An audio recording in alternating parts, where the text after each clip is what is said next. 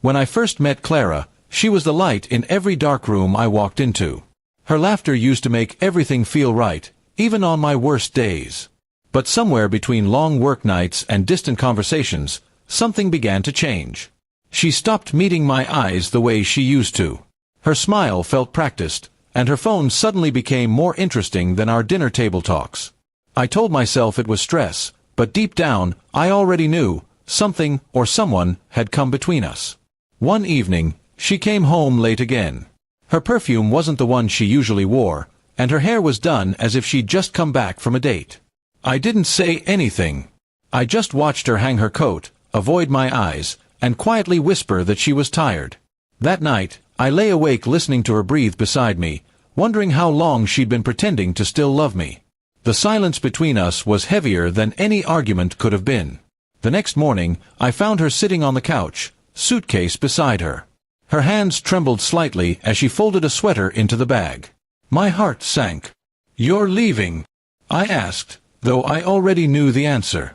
She didn't look up. "I can't do this anymore, Mark," she said softly. "I don't even know who we are now." Every word hit me like a punch, but I didn't try to stop her.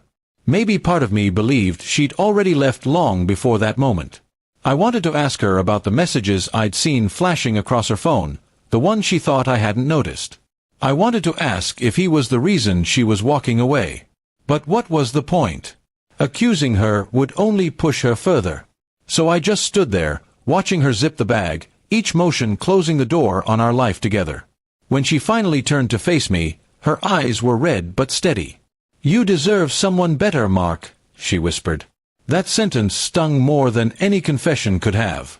I swallowed hard and nodded, pretending to accept it, even though my chest felt like it was collapsing in on itself.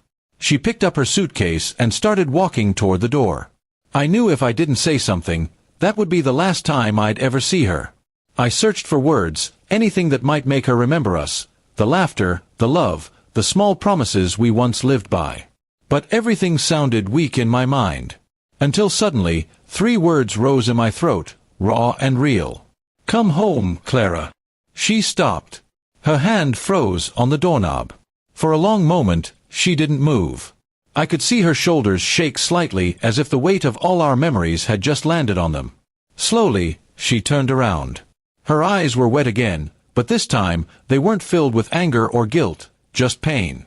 "What did you say?" she whispered. I stepped closer. "Come home," I repeated.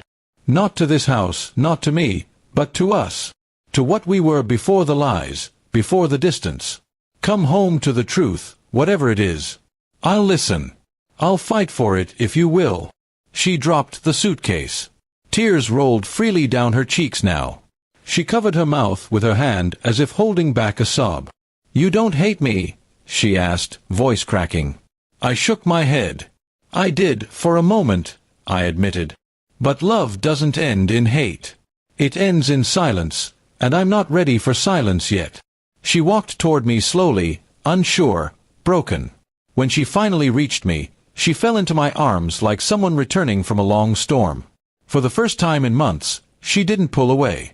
We stood there for what felt like forever, 2 people too damaged to know how to fix it, but unwilling to stop trying. Over the next few weeks, everything was fragile. There were confessions about where she'd gone, who she'd met, and how she'd realized that what she was looking for wasn't out there. It had been beside her all along, just neglected and bruised. I listened, sometimes in anger, sometimes in grief, but always with love. Because those 3 words, "Come home, Clara," weren't a plea. They were a promise that I wouldn't give up on her easily. Rebuilding wasn't simple. Trust once cracked doesn't heal overnight. There were days we barely spoke, and nights I still questioned if she truly meant to stay. But every time doubt crept in, she'd squeeze my hand and whisper, "I'm home." And those 2 words became our anchor. Years have passed since that night she almost walked away. Sometimes we still argue, sometimes the old shadows return.